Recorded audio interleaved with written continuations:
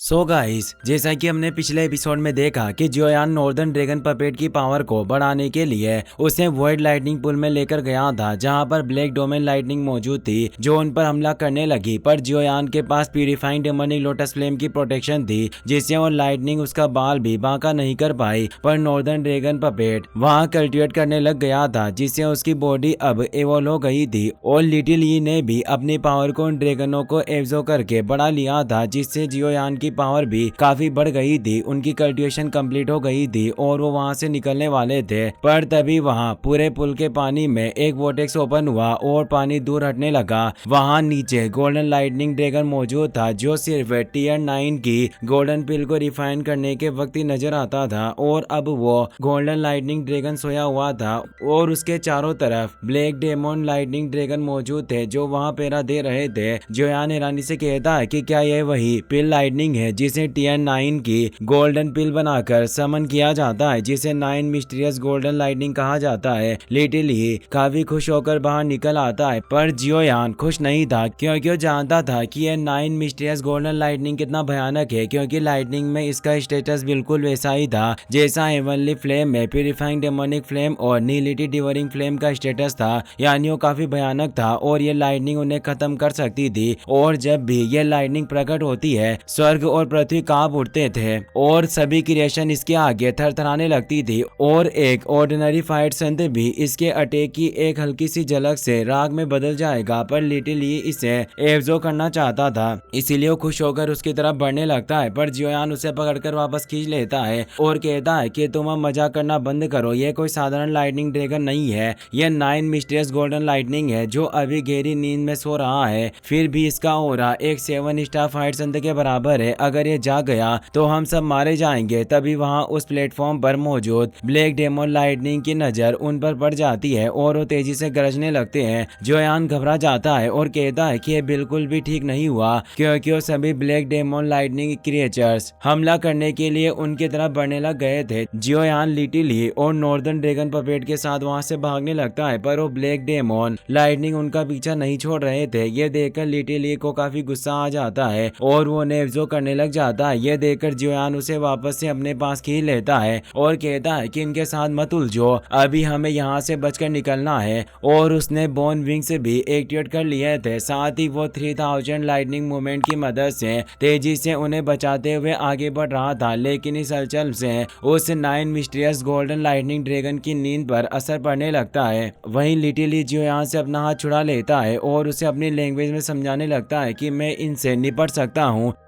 जियोयान उसे बताता है कि सामान्य परिस्थितियों में ये ब्लैक डेमोन लाइटनिंग कोई खतरा नहीं होते, लेकिन अगर इस शोर की वजह से वो 7 स्टार फायर संत स्तर का 9 मिस्टीरियस गोल्डन लाइटनिंग जाग गया तो हमारे लिए बचना बहुत मुश्किल हो जाएगा। तभी वहाँ एक गोल्डन एनर्जी गर्जना उन्हें रोक लेती है और तेज लाइटनिंग फैलने लगती है। जियोयान पूरी तरह से घबरा जाता है, वो समझ जाता है कि 9 मिस्टीरियस गोल्डन लाइटनिंग जाग चुका है और वो उनके पीछे आएगा, इसीलिए अब वो तेजी से गरजता है, जिससे वहाँ उस पुल के हर एक कोने में तेज लाइटनिंग फैल जाती है। जियोयान प्रोटेक्टिव शील्ड बनाकर उस लाइटनिंग से खुद को और अपने साथियों को बचाता है और फिर वो वापस फुल स्पीड में वहां से निकलने लग जाता है। पर उसे 9 मिस्टीरियस गोल्डन लाइटनिंग की नजर उन पर पड़ गई थी और वो एक पावरफुल लाइटनिंग बॉल को क्रिएट करके उन पर हमला करने लगता है। ये लाइटनिंग बीम इतनी तेज थी कि वो पूरे ग्राउंड को ही नष्ट कर रही थी। जियोयान अपने साथियों से कहता है कि हमें तेजी से खुद की प्रोटेक्शन करनी होगी और वो नॉर्दर्न ड्रैगन पपेट को आगे आने को कहता है, जिससे वो पपेट आगे आकर अपनी प्रोटेक्शन को एक्टिवेट कर लेता है और उससे सारी लाइटनिंग को रोकने लगता है, जिसमें नॉर्दर्न ड्रैगन पपेट कामयाब हो जाता है। पर उस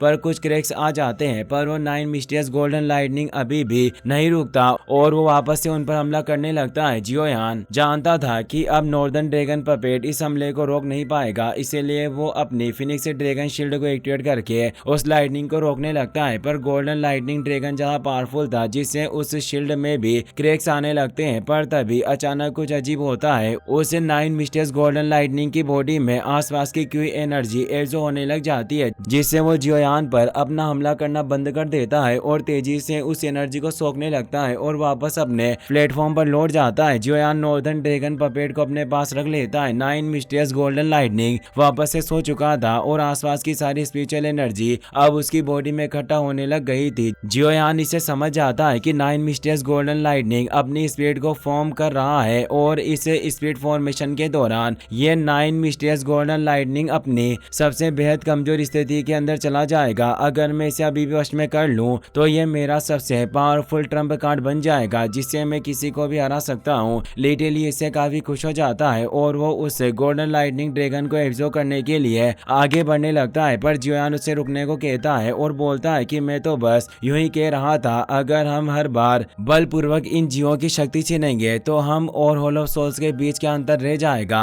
हम उनकी तरह बुरे नहीं है। लिटिली इससे मायूस हो जाता है। वहीं अब उस 9 मिस्टर्स गोल्डन लाइटनिंग की बॉडी से तेज एनर्जी उमड़ने लगती है और अब वो इवॉल्व होने के लिए ऊपर उठने लगता है और तेज एनर्जी को चारों तरफ फैलाता है क्योंकि ये एवोल्यूशन उस पर बैकलैश यानी पलटवार कर रहा था। जियोयान कहता है कि बैकलैश एनर्जी वाकई काफी भयानक है। कोई आश्चर्य नहीं है कि आज तक बोधिस्थ एशियन ट्री भी अपनी खुद की चेतना को नहीं पा सका, यानी स्पीड फॉर्मेशन को पूरा नहीं कर पाया और वो गिर गया था। और अगर इस 9 मिस्टीरियस गोल्डन ड्रैगन के साथ भी ऐसा ही हुआ तो ना जाने ये बैकलैश कितना ज्यादा शक्तिशाली होगा।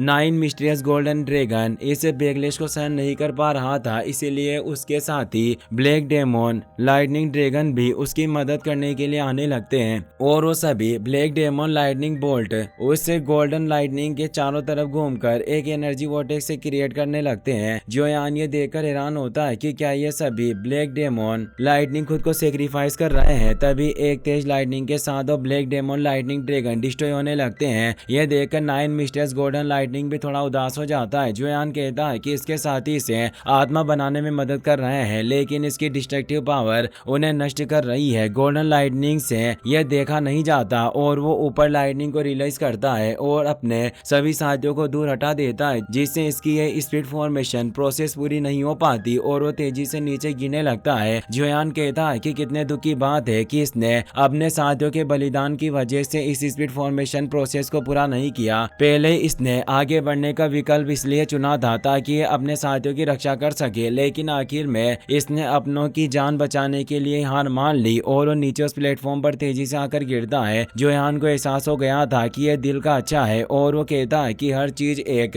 स्पीड को धारण कर सकती है, इसीलिए हमें इसकी मदद करनी चाहिए। लिटिली भी उसकी बात से सहमत हो जाता है। 9 मिस्टीरियस गोल्डन लाइटनिंग काफी कमजोर हो गया था। जियोयान उसे कहता है कि तुम्हारी अपनी शक्ति ही तुम्हारी आत्मा बनने में सबसे बड़ी बाधा बन रही है। अगर तुम अपनी वो पावर छोड़ दो तो मैं तुम्हें आत्मा बनाने में मदद करूंगा। पर 9 मिस्टीरियस गोल्डन लाइटनिंग को उस पर विश्वास नहीं हो रहा था, इसीलिए वो घूरकर जियोयान की तरफ देखने लगता है। जियोयान उसे आगे कहता है कि अगर तुमने अभी मेरी बात नहीं मानी तो ये बैकलैश एनर्जी तुम्हें मिटाकर वॉइड में मिला देगी। 9 मिस्टीरियस गोल्डन लाइटनिंग काफी कमजोर हो गया था, इसीलिए वो वापस से नीचे गिर जाता है। उसके पास अब जियोयान की बात मानने के अलावा और कोई रास्ता नहीं था। जियोयान उसके पास आ जाता है और वो अपनी हेवनली फ्लेम एनर्जी को उसके कॉन्शियसनेस स्पेस में भेजने लगता है, जिससे उसकी लाइटनिंग अब वापस इकट्ठा होने लगती है और वो एक तेज पावर को ऊपर छोड़ देता है जो इतनी भयानक थी कि चारों तरफ तेज लाइटनिंग नजर आ रही थी और इससे जियोयान पर भी हमला होने लग गया था। हालांकि उसके पास एक प्रोटेक्शन बैरियर था, पर फिर भी वो इसे ज्यादा देर तक रोक नहीं सकता था, इसीलिए वो लिटिली को भी इस एनर्जी को सोखने के लिए आगे बुलाता है, जिससे लिटिली भी काफी खुश हो जाता है और अब वो तेजी से आगे जाकर एक एनर्जी स्फीयर के साथ उस सारी 9 मिस्टीरियस गोल्डन लाइटनिंग की एनर्जी को अपने अंदर एब्जॉर्ब करने लग जाता है, जिससे उसकी पावर भी